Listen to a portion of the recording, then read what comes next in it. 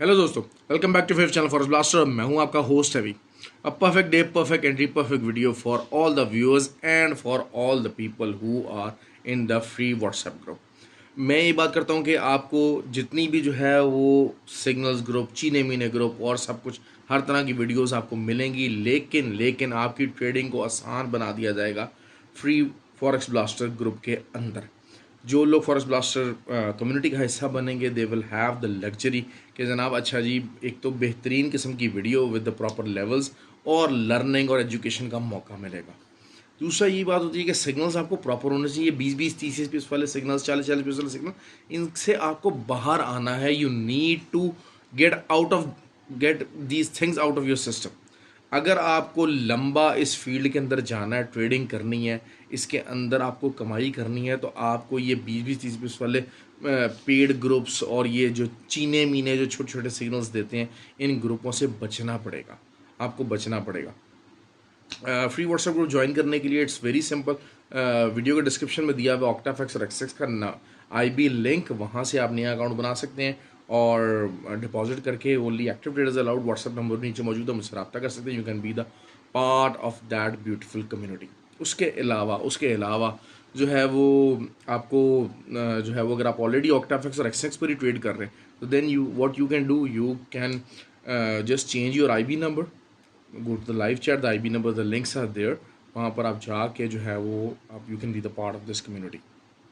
मैं बार बार आप लोगों को देखें ये समझाता हूँ, क्योंकि देखिए मैं फंडामेंटल्स के ऊपर बहुत ज़्यादा जोर देता हूँ। फंडामेंटल्स और आपके बेतहाशा मौके ऐसे आए होंगे कि फंडामेंटल्स की वजह से टेक्निकल जो चार्ट्स एनालिसिस हैं वो नल एंड वर्ड हो गए होंगे, वो ओवरराइड हो गए होंगे।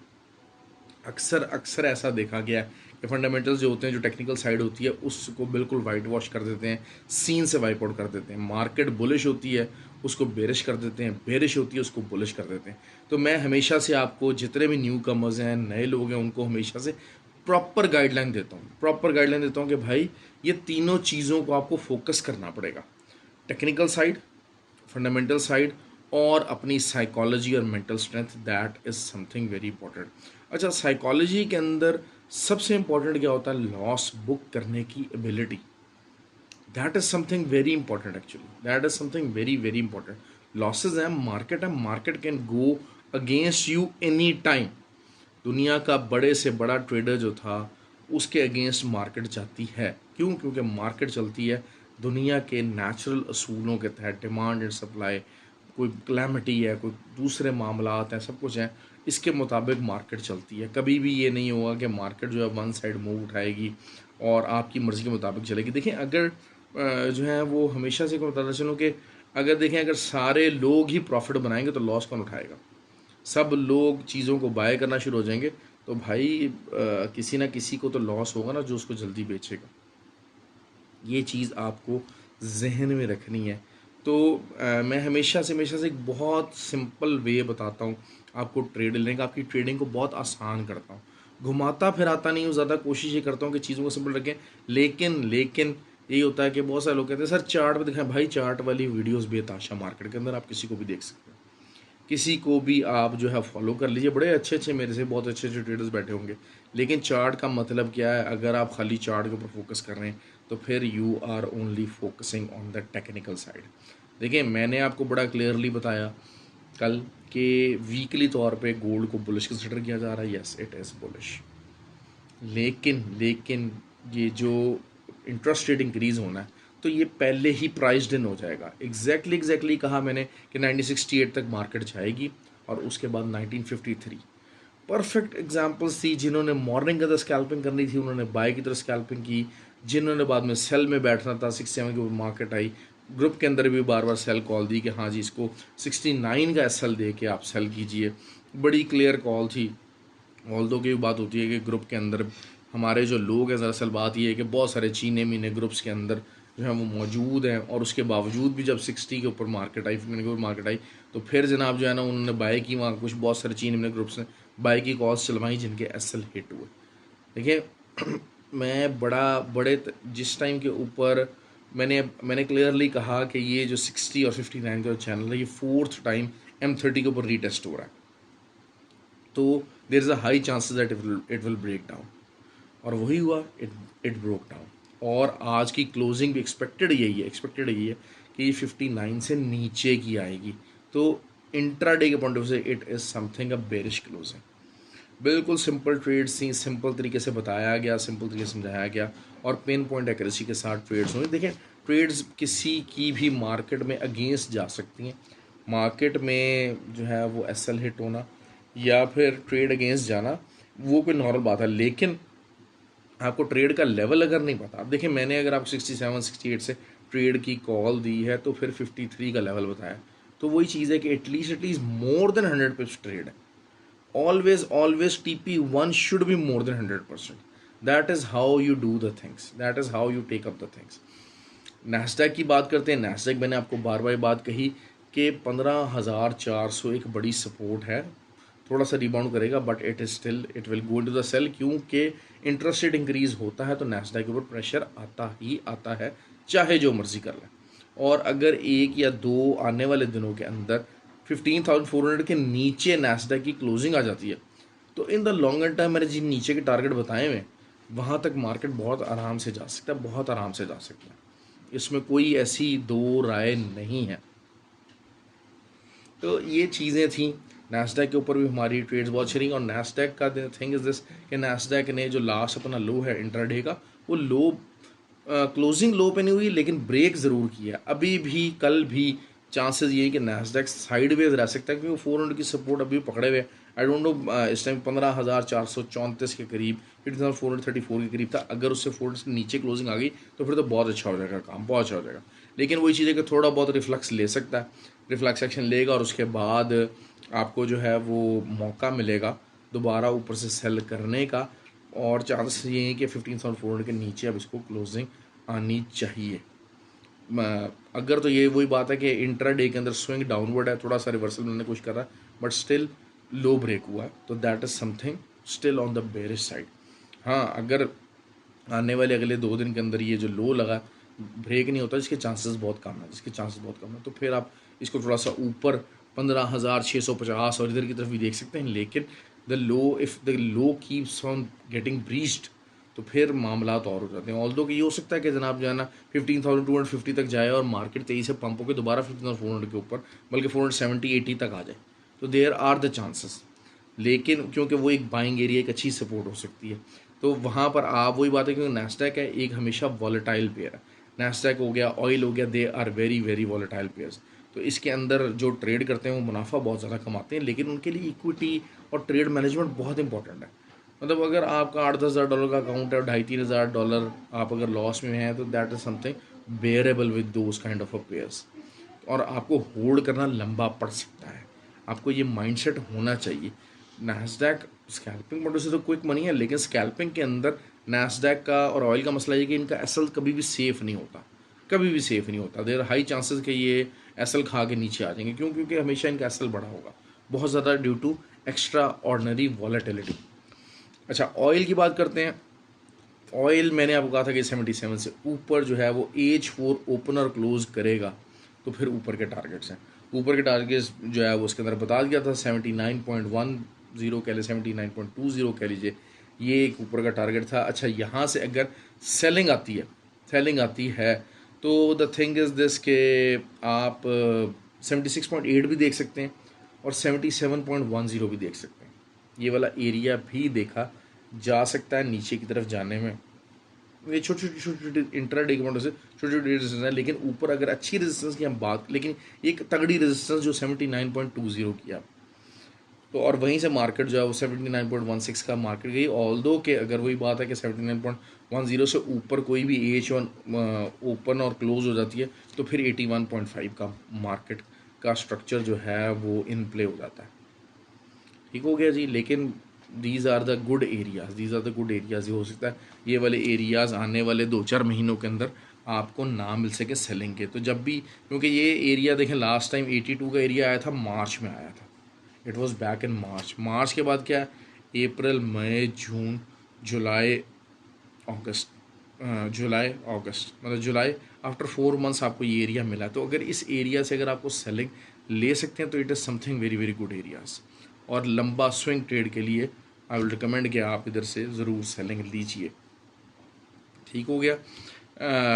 एक्सएनजी इस तरह मैं बता चुका। देखें एक्सएनजी जब तक 2.62 से ऊपर है, 2.62 की सपोर्ट है, जब तक इससे ऊपर है तो फिर ये 2.45 का और 2.54 का जो लेवल है ये इधर की तरफ नहीं आएगी, इससे ऊपर ही रहेगा और ऊपर की तरफ जो है ना वो आप इसको ट्रेड करते रहे। लेकिन मैं कभी भी एक्सएनजी सेल करने की तरफ रिकमेंडेशन नहीं दूंगा। This is what I have been telling for the past few months कि आपने एक्सएनजी को सेल नहीं करना। ठीक हो गया जी। और यूरो की बात कर लेते हैं। यूरो मैंने आपको सेलिंग में ही कहा हुआ है और यूरो का जो बाइंग एरिया है 1.095 बताया हुआ है। जीबीपी यूएसडी मैंने आपको सेलिंग का कॉल दी हुई है। It is a continuation of the selling. और जिन्होंने 1.31 से, जब मैं स्विंग ट्रेड बता रहा था 1.31 के ऊपर, तब भी मैंने कहा था कि 1.265 का एरिया हो सकता है जहां पर आपको अच्छी बाय मिल सकती है। तो जिन्होंने अगर उस पॉइंट ऑफ व्यू से, देखिए मैं साथ साथ ये होता है कि इंट्राडे के पॉइंट ऑफ व्यू से बताता जाता हूँ और स्विंग के हिसाब से भी मैं आपको ट्रेड्स बताता जाता हूँ उन लेवल्स के ऊपर। तो वहाँ से आप जो है हम उसको बाय करने की कोशिश करेंगे। GBP JPY obviously it is on the down trend और